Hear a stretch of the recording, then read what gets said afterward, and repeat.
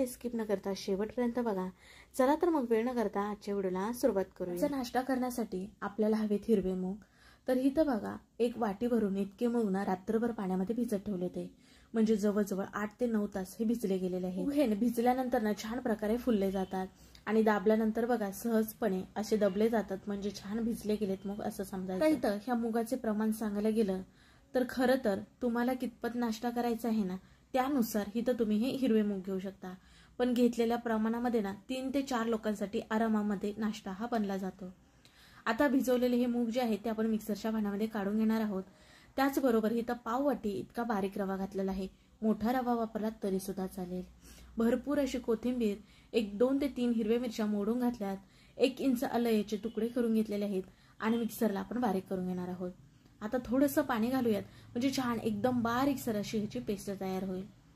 रवा घातल्यामुळे ना हा नाश्ता छान कुरकुरीत असा होतो, त्याच्यामुळे आपल्याला थोडे तर प्रमाणामध्ये रवा घालायचा आहे। जरी तुमच्याकडे रवा नसेल तर त्याऐवजी तुम्ही 2 ते 3 चमचे इतकं तांदळाचं पीठ वापरलात ना तरी सुद्धा चालेल। मिक्सरला ना छान प्रकारे हे एकदम मुगाचं जे वाटण आहे ते बारीक असं वाटून घेतलेलं आहे। आता मिक्सरच्या भांड्यामध्ये थोडंसं पाणी घालून ह्याच्यामध्ये पाणी घातलेलं आहे। पाणी पण आपल्याला थोडं थोडं करून घालायचं आहे, अजिबात पाणी जास्त ह्याच्यामध्ये होता कामा नये। आता बघा साधारण 1 पाव वाटी इतकंच ह्याच्यामध्ये पाणी घातलेलं आहे, छान असं मिसळून घेतलं। आता याच्यावरती झाकण ठेवून आपण हे 5 मिनिटं भिजण्यासाठी ठेवूयात, म्हणजे ह्याच्यामध्ये रवा घातला तो छान प्रकारे फुलेल। तयार केलेलं मिश्रण भिजूसपर्यंत ना इथं काही मी भाज्या चिरून घेतल्यात। भाज्यांमध्ये बघा थोडासा पालक चिरून घेतलाय, त्याचबरोबर 1 कांदा बारीक चिरून घेतलाय, थोडीशी कोथिंबीर सुद्धा बारीक चिरून घेतली, सिमला मिरची, गाजर हे खिसून घेतलेलं आहे आणि थोडंसं पनीर घेतलेलं आहे। चिरून घेतलेल्या सर्व भाज्या बाजूला ठेवूयात। तोपर्यंत हे मिश्रण बघा छान प्रकारे असं थोडंसं तुम्हाला घट्ट झालेलं दिसत असेल, म्हणजेच की ह्याच्यामध्ये आपण जो रवा वापरला का नाही तो छान प्रकारे फुलला गेलेला आहे। आता आपण ह्याच्यामध्ये घालणार आहोत चवीप्रमाणे मीठ, साधारण अर्धा चमच इतकं मीठ घातलेलं आहे। आता थोडंसं पाणी घालून आपण छान प्रकारे असं मिसळून घेणार आहोत। ह्या मिश्रणामध्ये ना आपल्याला इनो, सोडा असं काहीच वापरायचं नाही। आता बघा मीठ घातल्यानंतर छान असं मिसळून घेतलेलं आहे आणि बॅटर बघा ह्या टाईपचं असावं। आता सुरुवातीपासून आतापर्यंत पाणी सांगायला गेलं तर पाव कप इतकं पाणी लागलेलं आहे। आता चला आपण गॅसकडे वळूयात। गॅस चालू करून इथं बघा तवा ठेवलेला आहे गरम होण्यासाठी। थोडंसं तेल टाकून टिश्यू पेपरने पुसून घेतलं, नंतर पाणी सुद्धा शिंपडून टिश्यू पेपरने पुसून घेतलेलं आहे, किंवा तुम्ही किचन टॉवेलने पुसून घेतला तरी सुद्धा चालेल। आता इथं आपण हा करत आहोत डोसा। तर 1 पळीभर इतकं ह्या तव्यावरती मिश्रण घालून छान एकाच दिशेने हा आपल्याला डोसा फिरवून घ्यायचा आहे। बघा इथं मी कशा प्रकारे हात फिरवते, म्हणजे ही आपण जेव्हा पळीतलं मिश्रण टाकतो तेव्हा पळी आपल्याला अजिबात उचलायची नाही, ती पळी ना आपल्याला उजवीकडून डावीकडे अशी गोल गोल अलगद हाताने फिरवून घ्यायची। गॅस मध्यम ठेवायचा, मध्यम गॅसवरतीच हे आपल्याला छान असं भाजून घ्यायचं आहे। आता बघा साधारण अर्धा मिनिट झालंय की वरून इथं मी तूप लावून घेत आहे। तुम्ही तेल लावा, बटर लावा, ही पूर्णपणे तुमची आवड आहे। छान प्रकारे सगळीकडे तूप लावून घ्यायचं, अगदी तेल जरी लावला तरी सुद्धा चालेल, पण तूप लावल्यामुळे अतिशय पौष्टिक हा आपला नाश्ता बनतो। आता बघा इथं आपल्याला थोडंसं तुम्हाला लालसर असं दिसलं की आपला हा डोसा छान प्रकारे भाजलाय असं समजायचं। आता तुम्हाला हवं तर तुम्ही डोशाची दुसरी बाजू सुद्धा छान अशी शेकून घेऊ शकता। आपला डोसा ना छान प्रकारे भाजला गेलेला आहे, रंग सुद्धा छान आलेला आहे आणि आता आवाज सुद्धा ऐकला का तुम्ही, एकदम कुरकुरीत क्रिस्पी असा इथं आपला हा अतिशय पौष्टिक असा मूग डाळीचा डोसा तयार झालेला आहे। आपण मूग वाटत असताना ना त्याच्यामध्ये रवा घातला होता, तर हा रव्याचा रिझल्ट आहे। रवा घातल्यामुळे ना असा कुरकुरीत क्रिस्पी आपला मुगाचा डोसा तयार होतो। आता आपण हा बाजूला ठेवूयात, तुम्हाला आणखीन एक पद्धत दाखवते। आता आपला इथं पॅन गरम आहे, थोडंसं तेल लावून पुसून घ्यायचं, त्याचबरोबर पाणी शिंपडून पुन्हा आपल्याला पुसून घ्यायचं आहे। सेम प्रोसेस करायची आहे। आता पुन्हा बघा हे मिश्रण 1 पळीवर इतकं घालून ना डोसा घालून घेणार आहोत।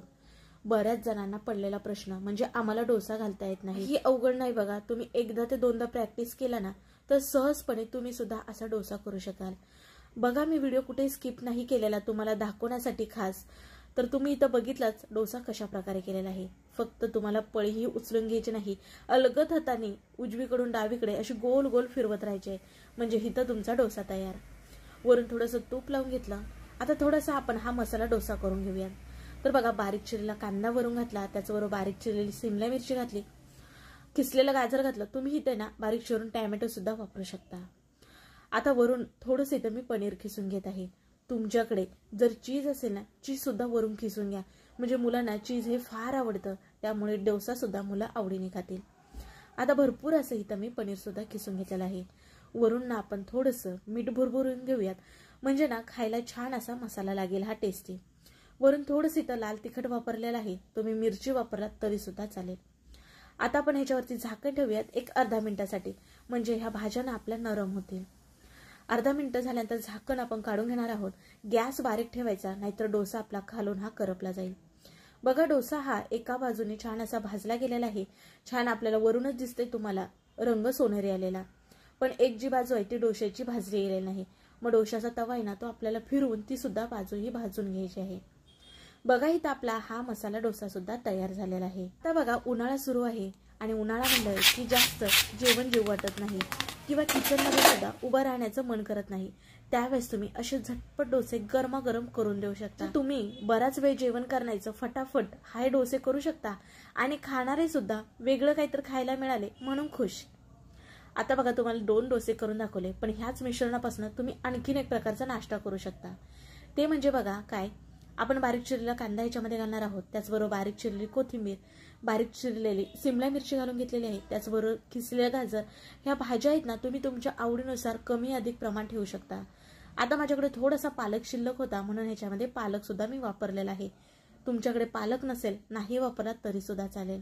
आता हे सर्वांचा छान प्रकारे आपल्याला एकजीव करून घ्यायचा आहे. आता आपण इथं करत आहोत हे आप्पे. मग आप्पे छान फुलावे ह्याच्यासाठी आपण थोडासा पाव चमच इतकं खाण्याचा सोडा घालणार आहोत.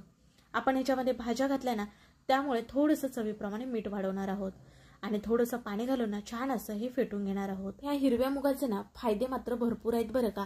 अगदी लहानांपासून मोठ्यांपर्यंत ह्याचा फायदा होतो. मुगामध्ये ना भरपूर प्रमाणामध्ये फायबर आणि प्रथिने असतात. रोजच्या आहारामध्ये ना ह्या हिरव्या मुगाचे सेवन केल्याने पचनक्रिया सुधारते, त्याचबरोबर रोगप्रतिकार शक्ती वाढते आणि हृदयाचे आरोग्य सुधारते. त्यामुळे ह्या हिरव्या मुगाचे नक्की पदार्थ करून खात चला. आता बघा इथं घेतलेलं आहे अप्पेपात्र गरम झालं की त्याच्यामध्ये तेल सोडून ना अप्पेपात्र असं फिरून घेतलं, म्हणजे अप्पेपात्रातले जे साचे आहेत ना सगळीकडे तेल पसरत जाईल. आता आपण तयार केलेलं मिश्रण ना घालून घेणार आहोत. सुरुवातीला हे मिश्रण घालत असताना ना अप्पेपात्राचे बाहेरचे साचे त्याच्यामध्ये घालायचं आणि नंतर आतमधल्या साच्यामध्ये घालायचं, जेणेकरून आतमधले जे साचे आहेत ना तिथे गॅसचे आत जरा जास्त लागते, त्यामुळे ते लगेच भाजले जातात. गॅस मात्र मध्यम टू बारीक ठेवायचा आहे आणि झाकण ठेवून आपण 1 ते 2 मिनिटं असंच ठेवणार आहोत, म्हणजे छान असे भाजले जातील. आता 2 मिनिटांनंतर बघा झाकण काढलं. आतमधले जे अप्पेपात्रातले जे आपले अप्पे आहेत ना ते पहिल्यांदा पलटी करून घ्यायचे, नाहीतर तिथले लगेच करपले जातील. मग बाहेरचे हे पलटी करणार आहोत. बघा दोन्ही बाजूने छान असे भाजून घ्यायचे. तर ना हे हिरव्या मुगाचे अप्पे असल्यामुळे ना रंग बदललेला आहे, पण असा रंग येऊसपर्यंतच आपल्याला हे अप्पे भाजून घ्यायचे आहेत, नाहीतून आतमधून कच्चे राहण्याची शक्यता असते. म्हणून आता भाजलेले अप्पेपात्रातले अप्पे आपण बाहेर काढणार आहोत आणि गॅस पूर्णपणे बंद करणार आहोत. तोपर्यंत तुम्ही मला सांगा, तुम्ही आपल्या चॅनलला सबस्क्राईब केलं की नाही? केलं असेल तर ठीक आहे, पण नसेल केलं तर पटकन सबस्क्राईब करा बघू, म्हणजे पुढील येणारे असे छान साधे सोपे व्हिडिओ तुम्हाला पाहायला भेटतील. बघा आजपर्यंत छान असे हे आपले अप्पे शिजले गेलेले आहेत.